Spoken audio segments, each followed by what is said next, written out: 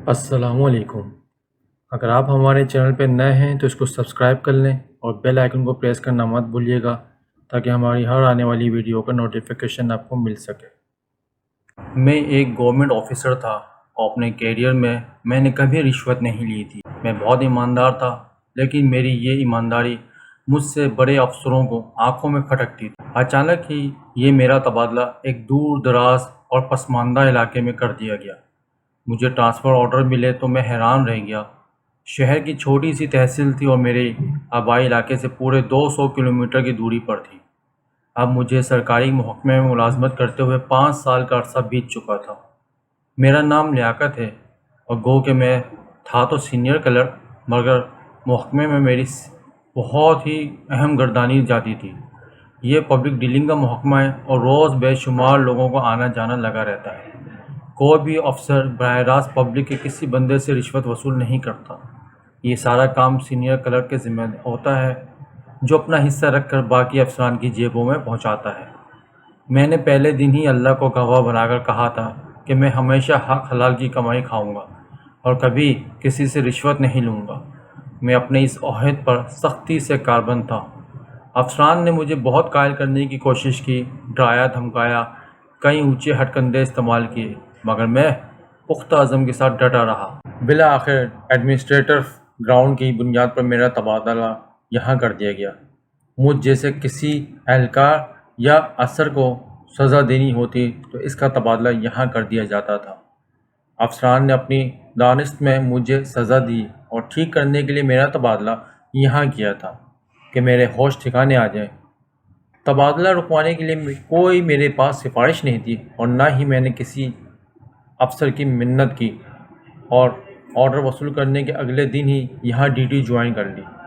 میں غیر شادی شدہ تھا اور مجھ پر کوئی خاص ذمہ داری نہیں تھی، لیکن مجھے اپنے بوڑھے والدین کا خیال تھا، کیونکہ والدین کی دیکھ بھال کرنا اولین فرض ہے۔ والدین کا یہ فرض پچھلے کچھ سالوں سے میں اللہ کے فضل و کرم سے پورا کر رہا تھا، مگر تبادلے کی وجہ سے ان کی خدمت سے محروم ہو گیا تھا۔ اب میں ان کو اپنے ساتھ بھی نہیں لے کے جا سکتا تھا، کیونکہ سب بہن بھائی اسکول کالج میں زیر تعلیم تھے۔ مجھے زیادہ فکر اپنے ماں باپ کی تھی، اس کے علاوہ کوئی خاص مسئلہ نہیں تھا۔ افسران کا جو دوسرے شہر میں تبادلہ ہوتا ہے تو انہیں کوئی خاص مشکل پیش نہیں آتی۔ ایسا اس لیے ہے کہ ہر شہر میں کوئی نہ کوئی سرکاری کوٹھی ہوتی ہے، لیکن جس علاقے میں میرا ٹرانسفر ہوا تھا یہ انتہائی پسماندہ اور غیر ترقی یافتہ علاقہ تھا، لہٰذا یہاں کوئی سرکاری کوٹھی کا سوال ہی پیدا نہیں ہوتا تھا۔ دیہاتی ماحول تھا اور نہ ہی کوئی ہاسٹل وغیرہ کی سہولت موجود تھی۔ پہلا ہفتہ دفتر کے ایک کمرے میں گزارا۔ دفتر ٹائم کے بعد چوکیدار آ جاتا تو اس کے ساتھ شب میں وقت گزار جاتا۔ چونکہ میں سزا کے طور پر یہاں آیا تھا، اس لیے بہت احتیاط سے رہتا تھا۔ دفتر میں رات گزارنا بھی غیر قانونی تھا، تو ڈیوٹی کے بعد ایک کولیگ کے ساتھ رہا کرتا تھا۔ آخر خدا کر کے مجھے ایک چھوٹا سا کوارٹر رہائش کے لیے مل گیا۔ یہ کوارٹر چھوٹے چھوٹے 2 کمروں پر مشتمل تھا، کافی عرصے سے خالی پڑا ہوا تھا، جس کی وجہ سے کمروں میں جالے، مٹی اور گرد و غبار اٹا ہوا تھا۔ اگلے دن اتوار کی چھٹی تھی تو میں نے خود ہی کوارٹر کی صفائی ستھرائی شروع کر دی۔ دیواروں سے مٹی گرد ہٹائی پر دھویا اور کھڑکیوں کے شیشے اچھی طرح چمکا دیے تھے۔ ضرورت کا سارا سامان بھی میں بازار سے لے آیا تھا اور اللہ کا نام لے کر رہائش اختیار کر لی۔ سارا دن گھر کی صفائی کرتا رہا تو بری طرح سے تھک گیا تھا۔ رات کا کھانا کھا کر عشاء کی نماز ادا کی اور جیسے ہی چرپائی پہ لیٹا تو فوراً ہی نیند کی وادی میں اتر گیا۔ غالباً رات کے 1 بجے کا وقت تھا۔ میں گہری نیند سو رہا تھا۔ اچانک ایک دم ہڑبڑا کے اٹھ بیٹھا۔ مجھے لگا جیسے کوئی وزنی سانپ یا اژدھا میرے جسم پر رینگ رہا ہے۔ وہ وزنی ہونے کے ساتھ ساتھ بہت گرم تھا۔ میرے جسم کے جس حصے پر وہ رینگتا وہاں ایسا محسوس ہو رہا تھا جیسے 3 انچ موٹا گرم پائپ پھیرا گیا ہے۔ میرا جسم جل رہا تھا۔ میں فوراً چھلانگ لگا کر چرپائی سے نیچے اترا اور لائٹ آن کر کے پکڑی۔ چرپائی خالی تھی، کچھ بھی نہیں تھا۔ میں نے سارا بستر جھاڑا کہ شاید کوئی کیڑا مکوڑا نہ ہو۔ مجھے تپش اور گرمی محسوس ہو رہی تھی، حالانکہ یہ مارچ کے دن تھے۔ حساب میں ٹھنڈک تھی، مجھے سخت بے چینی ہو رہی تھی۔ میں نے لائٹ جلتے رہنے دی اور ڈرتے ڈرتے چارپائی پہ لیٹ گیا۔ آدھا گھنٹہ گزر گیا مگر مجھے نیند نہیں آ رہی تھی۔ گرمی، گھبراہٹ اور نہ ہی بے چینی کم ہو رہی تھی۔ طبیعت میں بہت تلخی اور سخت پیاس لگ رہی تھی۔ میں نے اٹھ کر 3 گلاس پانی پیا، جس سے پیاس اور تلخی کچھ کم ہوئی، مگر گرمی اور بے چینی بدستور پہلے کی طرح ہی تھی۔ گرمی کا احساس ختم کرنے کے لیے غسل خانے کا رخ کیا اور پہلے وضو کیا، پھر پورا آدھا گھنٹہ ٹھنڈے پانی سے نہاتا رہا۔ نہا کر کمرے میں آیا، گھڑی میں ٹائم دیکھا تو 2:30 بج رہے تھے۔ میں نے جائے نماز بچھائی اور تہجد ادا کی۔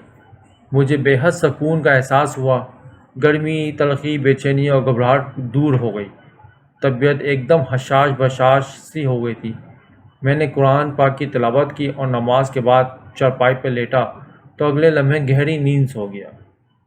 7 بجے میری آنکھ خود ہی کھل گئی اور میں تیار ہو کر ڈیوٹی پر چلا گیا۔ اگلی رات شور سے میری آنکھ کھل گئی تھی۔ شور کی آوازیں کسی دوسرے کمرے سے آ رہی تھیں۔ ایسا لگ رہا تھا جیسے کوئی چیزیں اٹھا کر پھینک رہا ہے۔ میں نے لائٹ آن کی اور جا کر دوسرے کمرے میں دیکھا تو وہ خالی پڑا تھا اور آوازیں بھی بند ہو گئی تھیں۔ اب روزانہ رات کو اسی طرح ہونے لگا۔ کبھی ایسے لگتا جیسے کوئی بھاری چیز فرش پر گھسیٹ رہا ہے، کبھی پرندوں کے پھڑپھڑانے کی آوازیں آتی، کبھی چیخوں کی آوازیں آتی، کبھی مکھیوں کی تیز بھنبھناہٹ کی آواز، کبھی کسی بچے کے رونے کی آواز۔ ایسا لگتا جیسے زلزلہ آ رہا ہے۔ ڈرنے والا تو میں تھا نہیں، بس ان چیزوں کو سن کر عادی ہو گیا تھا۔ اب ڈر بھی نہیں لگتا تھا۔ ہاں، شروع خوفزدہ ہوا اور میں نے سوچا کہ مکان بدل لوں اور اپنے طور پر تلاش بھی کرتا رہا، مگر مجھے کوئی گھر ہی نہیں ملا۔ اس سارے معاملے کو اپنے تک ہی محدود رکھا میں نے اور کسی سے ذکر نہیں کیا۔ مجھے یہاں آئے ہوئے پورا مہینہ ہو چکا تھا۔ 1 اپریل کو تنخواہ معمول کے اتوار کے ساتھ شام ماحول کو 2 چھٹیاں لیں اور رہنے شہر آ گیا۔ امی ابو کی طبیعت پہلے سے زیادہ خراب تھی۔ انہیں لے کر ہاسپٹل گیا، چیک اپ کروایا اور میڈیسن لے لیا۔ گھر آ کے دیگر معاملات کو دیکھا، اپنا خرچہ رکھ کر باقی خرچہ امی کے ہاتھ پہ رکھ دیا۔ 3 دن گھر رہنے کے بعد بدھ کی صبح اپنی ڈیوٹی پر پہنچ گیا۔ شام کو جب کوارٹر کا دروازہ کھولا تو دیکھا میری چارپائی پہ بہت سارے کبوتر بیٹھے ہوئے تھے۔ مجھے دیکھ کر وہ کمرے میں اڑنے لگے اور ایک ایک کر کے دروازے سے باہر نکل گئے۔ میں اتنا حیران ہوا کہ یہ کبوتر کہاں سے آ گئے، جبکہ میں نے تو پورا کوارٹر لاک کر کے گیا تھا۔ عشاء کی نماز کے بعد سو گیا تو رات کے 2 بجے غسل خانے سے پانی گرنے کی آوازیں آئیں۔ جا کر دیکھا تو پانی سے بالٹی بھری ہوئی تھی، حالانکہ مجھے اچھی طرح یاد ہے کہ بالٹی خالی ایک کونے میں پڑی تھی اور ابھی یہ نلکے کے نیچے رکھی تھی اور پانی سے بھری تھی۔ میں نے نلکا کھولا تو پانی نہیں آ رہا تھا کیونکہ ٹینکی خالی تھی۔ میں نے بالٹی والے پانی سے وضو کیا اور تہجد کی نماز پڑھی۔ اگلے دن مغرب کے بعد میرا ایک اور کولیگ میرے پاس کوارٹر میں آ گیا۔ اس کی بیوی بچے میکے گئے ہوئے تھے، وہ اپنے گھر میں اکیلا تھا، بور ہو رہا تھا تو ٹائم گزارنے کے لیے میرے پاس آ گیا۔ ہم نے اکٹھے رات کا کھانا کھایا اور پھر گھومنے پھرنے باہر نکل گئے۔ رات 9 بجے کوارٹر میں لوٹے تو میں نے اس سے کہا کہ آج رات یہاں میرے پاس ہی رک جاؤ، تم اپنے گھر میں اکیلے ہو تو گپ شپ لگائیں گے۔ وہ مان گیا۔ قریب ہی ایک گھر سے چارپائی اور بستر مانگا کیونکہ میرے پاس تو صرف ایک چارپائی اور ایک بستر تھا۔ میں نے کولیگ سے کہا کہ جتنے دن تمہاری بیوی بچے نہیں ہیں تم ادھر میرے پاس ہی رات کو رک جایا کرو۔ 11 بجے تک ہم باتیں کرتے رہے، پھر سو گئے۔ میرے پاس ایک پرانا ڈیزائن کی گھڑی تھی جو میں اپنے سرہانے رکھ کر سو جایا کرتا تھا۔ رات کے 2 بجے مجھے لگا کہ میری گاڑی کو اسٹارٹ کوئی کر رہا ہے۔ پھر میری آنکھ کھلی تو دیکھا کچھ بھی نہیں تھا۔ ایک دن شام کا وقت تھا۔ میں نے اپنی گاڑی اور پرس اپنے بستر کے سرہانے رکھا اور باہر برآمدے میں مٹی کے تیل والے چولہے پر چائے بنانے لگا۔ چائے کا کپ لے کر کمرے میں آیا تو دیکھا پرس اور گھڑی غائب تھے۔ میں نے پورا کمرہ چھان مارا مگر دونوں چیزیں نہیں ملی۔ کمرے کے دروازے کو اندر سے کنڈی لگی ہوئی تھی تو سوال ہی پیدا نہیں ہوتا تھا کہ کوئی باہر سے آیا ہو۔ اب مجھے سچ مچ پریشانی ہونے لگی تھی کیونکہ پرس نے میری پوری تنخواہ تھی اور اگلے دن میں نے گھر جانا تھا۔ دوسرے کمرے میں بھی میں نے جا کر دیکھا، اپنی جیبیں ٹٹولیں مگر بے سود۔ تھوڑی دیر بعد مغرب کی اذان ہوئی تو وضو کرنے غسل خانے میں گیا تو دیکھا میرا پرس اور گھڑی وہاں پڑے ہوئے تھے۔ میں نے فوراً پرس کھول کر رقم گنی تو وہ پوری تھی۔ میں نے اللہ کا شکر ادا کیا کہ مجھے اس کاٹیج میں رہتے ہوئے کوئی 3 مہینے ہو چکے تھے۔ اب ہر روز کوئی نہ کوئی ایسا واقعہ ہونے لگا کہ حیرت کی بات یہ تھی کہ مجھے ذرا بھی ڈر اور خوف محسوس نہیں ہوتا تھا۔ میں یہاں اکیلا رہتا تھا مگر ابھی تک مجھے کسی قسم کا نقصان نہیں ہوا۔ میں نماز باقاعدگی سے پڑھتا تھا اور ان باتوں پر یقین نہیں رکھتا۔ یہ بھوت، پریت، چڑیلیں مجھے افسانوی باتیں لگتی تھیں۔ خیر، ان پر اسرار واقعات کا سلسلہ جاری رہا۔ میری روزمرہ کی اشیاء خود بخود غائب ہو جاتیں، پھر خود ہی مل بھی جاتیں۔ کبھی خود بخود پنکھا چل جاتا، اسی طرح خود لائٹ آن ہو جاتی، مگر میں ان سب باتوں سے بے پرواہ وہاں رہ رہا تھا۔ 6 ماہ کا عرصہ یوں ہی بیت گیا۔ ایک رات میں سو رہا تھا کہ اچانک میری آنکھ کھل گئی۔ میری چرپائی زمین سے اٹھی ہوئی تھی اور کمرے میں گھوم رہی تھی۔ صاف پتہ چل رہا تھا کہ جیسے چرپائی کو کسی نے اپنے کندھوں پر اٹھا رکھا ہے۔ مجھے اس رات بہت ڈر لگا اور خوف سے پورا جسم پسینے میں بھیگ گیا۔ میں نے آیت الکرسی کا ورد شروع کر دیا۔ تھوڑی دیر بعد خود ہی چرپائی واپس زمین پر آ گئی۔ میں نے گھڑی اٹھا کر ٹائم دیکھا تو ابھی 12:30 بجے تھے۔ باقی رات جا کر گزاری کیونکہ پھر مجھے نیند نہیں آئی۔ صبح 10 بجے بھائی کی دفتر میں کال آئی کہ امی کی طبیعت بہت زیادہ خراب ہے، آپ فوراً گھر پہنچ جائیں۔ میں نے اسی وقت 1 ہفتے کی چھٹی منظور کروائی اور اپنے کوارٹر سے ضروری سامان لینے گھر آیا۔ میں جو ہی اپنے کوارٹر میں داخل ہوا تو میں نے دیکھا کہ میرے کمرے میں بہت بڑا سانپ بیٹھا ہے۔ میرے جسم پہ لرزہ سا طاری ہو گیا۔ میں فوراً کمرے سے باہر آ گیا اور ادھر ادھر سے ایک چھری تلاش کر کے پکڑ لی تاکہ اگر سانپ مجھے ڈسنے کی کوشش کرے تو میں اپنا بچاؤ کر سکوں۔ جو ہی کمرے میں واپس آیا تو سانپ غائب تھا۔ پورے کمرے میں تلاش کیا مگر سانپ کا نام و نشان نہیں تھا۔ میں نے ڈرتے ڈرتے اپنی ضرورت کی چیزیں اٹھائیں اور کوارٹر کو تالا لگایا۔ گھر پہنچا تو امی کی طبیعت بہت زیادہ خراب تھی۔ انہیں سانس لینے میں بہت زیادہ تکلیف ہو رہی تھی۔ وہ صحیح طرح سے سانس بھی نہیں لے پا رہی تھی۔ ان کے سینے اور پیٹ میں بہت درد تھا۔ وہ درد کی شدت سے تڑپ رہی تھی۔ فوری طور پر انہیں سول ہاسپٹل کی ایمرجنسی میں ہم لے گئے، جہاں ان کی ECG کی گئی جو کہ بالکل ٹھیک تھی۔ چند دیگر ٹیسٹ بھی کیے تو وہ سب بھی ٹھیک اور نارمل تھے۔ انہیں آکسیجن لگا دی گئی۔ درد ختم کرنے کے لیے ڈرپ میں انجیکشن ڈال کر لگا دیا گیا۔ درد کچھ کم ہوا مگر ان کی حالت سنبھل نہیں رہی تھی۔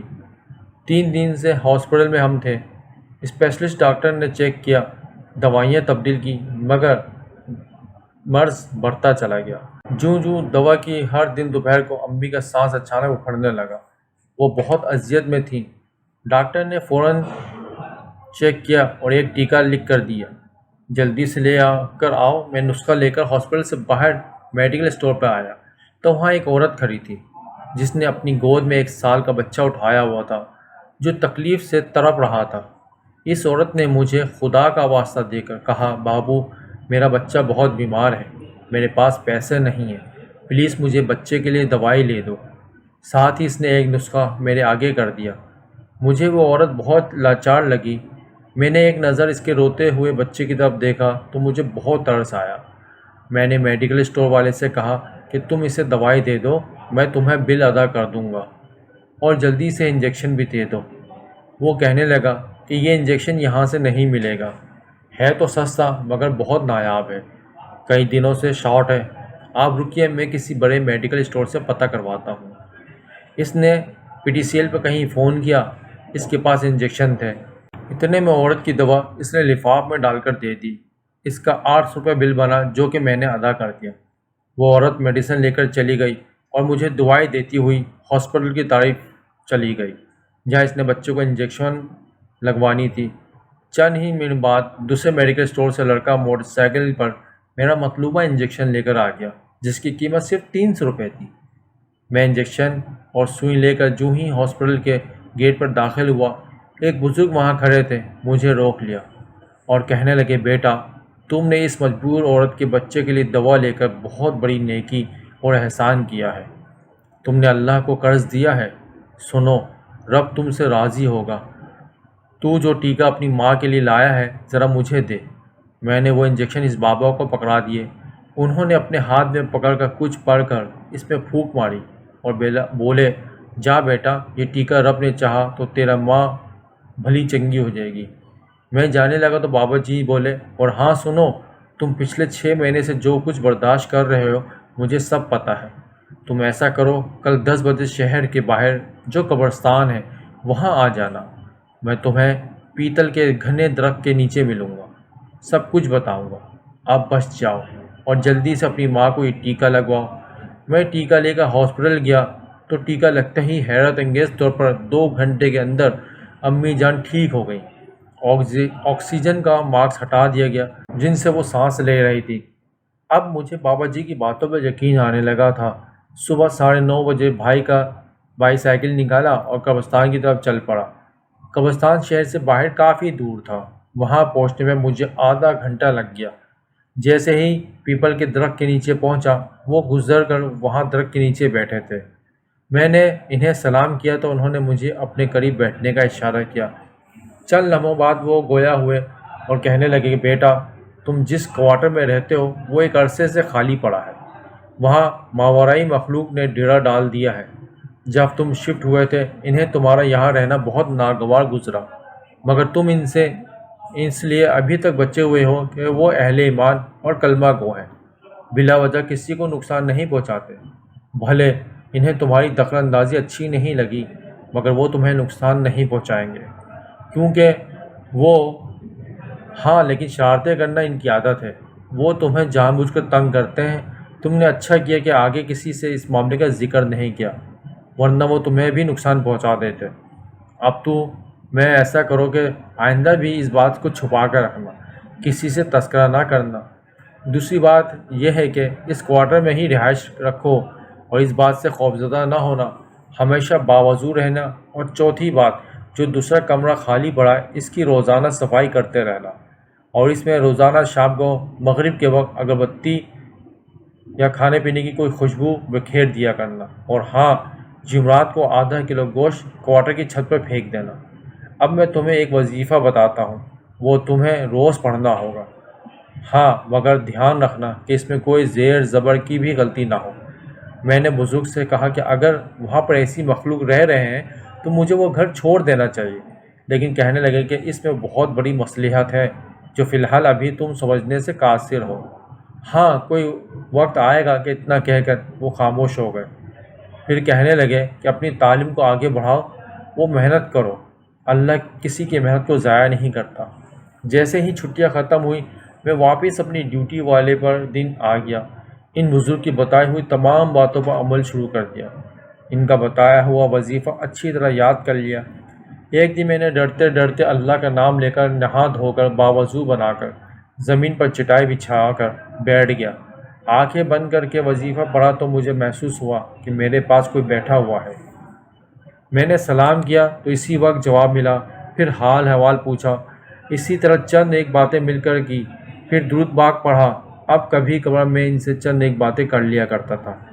میرے ساتھ اب کسی قسم کی کوئی شرارت نہیں ہوتی تھی، امن اور سکون تھا۔ وہ مخلوق میرے ساتھ بہت دوستانہ انداز میں رہ رہی تھی۔ مجھے پورا اطمینان تھا کہ وہ لوگ مجھے نقصان نہیں پہنچائیں گے۔ حسب معمول ہر ماہ کی یکم کے بعد میرا گھر کا چکر لگتا تھا۔ امی ابو صحتیاب ہو گئے تھے۔ میں نے پڑھائی جاری رکھی، ایم اے کا داخلہ بھی بھیج دیا تھا۔ زندگی کافی پرسکون گزر رہی تھی۔ اب تو یہ ہونے لگا کہ اکثر مجھے کوارٹر سے پیسے ملنے لگے۔ پہلے 500 کا نوٹ ملتا تھا، پھر 1000 روپے والے اور کبھی 5000 والے نوٹ بھی مل جاتے تھے۔ میں پیسے خرچ کرتا نہیں تھا، مجھے شک تھا کہ کہیں یہ نوٹ نقلی نہ ہو۔ ایک دن میں نے وظیفہ پڑھا تو وہ مخلوق میرے پاس آ گئی۔ سلام دعا کے بعد میں نے اس کا نام پوچھا تو اس نے اپنا نام شمس بتایا۔ اس کی عمر 300 سال تھی۔ وہ چند سالوں کے لیے اپنی قوم قبیلے سے الگ ہو کر ایک خاص مقصد و عبادت کے لیے انسانوں کی دنیا میں آ گئے تھے۔ یہ کوارٹر عرصہ دراز سے خالی پڑا تھا تو اس نے یہاں پر ڈیرا کر لیا۔ میری آمد پر اسے اچھا نہیں لگا تھا، مگر میرے معاملات دیکھتے ہوئے انہوں نے مجھے کوئی نقصان نہیں پہنچایا تھا۔ آج وہ مجھے یہ باتیں بتا رہے تھے۔ جب سے بزرگ بابا کی ہدایت پر میں نے عمل کیا تھا تب سے وہ بہت خوش تھے۔ میں نے پیسوں کا پوچھا تو کہنے لگے یہ میں نے ہی رکھے تھے۔ انہوں نے کہا یہ نوٹ بالکل اصلی ہے اور تمہارے لیے ہے، تم بلا جھجک انہیں خرچ کر سکتے ہو، مگر کسی سے ان کا ذکر نہ کرنا ورنہ پیسے ملنا بند ہو جائیں گے۔ اس کوارٹر میں میں نے پورے 2 سال گزارے۔ میرے پاس لاکھوں روپے جمع ہو چکے تھے۔ میں نے ایم اے کا امتحان امتیازی نمبروں سے پاس کر لیا تھا۔ جب ہمارے ہی محکمے میں آفیسرز کے کچھ اسامیاں خالی ہوئیں تو ان کے لیے اخبار میں اشتہار شائع ہوا۔ اللہ کا نام لے کر میں نے بھی اپلائی کر دیا۔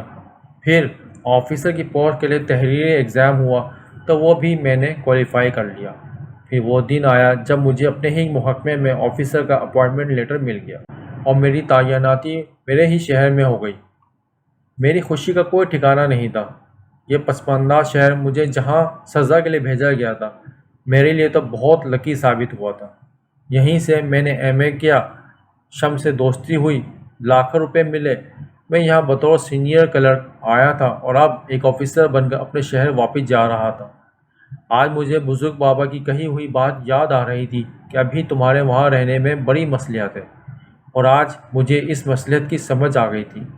اگلے دن میں نے یہاں سے رخصت ہونا تھا تو آج میں نے قرآن پاک بازار سے موٹے حروف والا لیا اور شام کو چٹائی بچھا کر چھوٹی سی میز پر رکھ دیا۔ میز پر قرآن پاک رکھا اور وظیفہ پڑھا تو شمس میرے پاس آ کر بیٹھ گیا۔ سلام دعا کے بعد میں نے انہیں بتایا کہ میں کل یہاں سے جا رہا ہوں۔ جاتے جاتے یہ قرآن پاک آپ کو میں تحفے میں پیش کرنا چاہتا ہوں۔ انہوں نے بڑی خوشی اور شکریہ کے ساتھ قبول کیا۔ پھر کہنے لگے کہ جب آنکھیں کھولو گے تو میری طرف سے بھی ایک تحفہ تمہیں ملے گا۔ شمس نے بتایا کہ ان کا وظیفہ بھی مکمل ہو چکا ہے، اب وہ بھی اپنے قبیلے اور قوم میں واپس جا رہے ہیں۔ ہمارے درمیان کچھ اور باتیں ہوئیں۔ پھر میں نے درود شریف پڑھا اور آنکھیں کھول دی۔ قرآن پاک وہ لے گئے تھے۔ اب وہاں ایک چاندی کی انگوٹھی پڑی تھی جو انہوں نے اپنی نشانی اور تحفے کے طور پر مجھے دی تھی۔ میں نے یہ انگوٹھی اپنے دائیں ہاتھ کی انگلی میں پہن لی۔ یہ ہماری آخری ملاقات اور آخری گفتگو تھی۔ اگلے دن میں نے کوارٹر خالی کر دیا تھا اور چابی مالک کے حوالے کر کے میں واپس اپنے شہر آ گیا جہاں میں کلرک تھا، اور سزا کے طور پر یہاں سے میرا تبادلہ کیا گیا تھا۔ آج جب میں آفیسر بن کر واپس اس آفس جا رہا تھا تو سب لوگ میرے استقبال کے لیے کھڑے تھے۔ میں نے اللہ کا شکر ادا کیا۔ اب میں اپنے امی ابو کی طرف سے بے فکر ہو گیا تھا اور وہ بھی بہت خوش تھے۔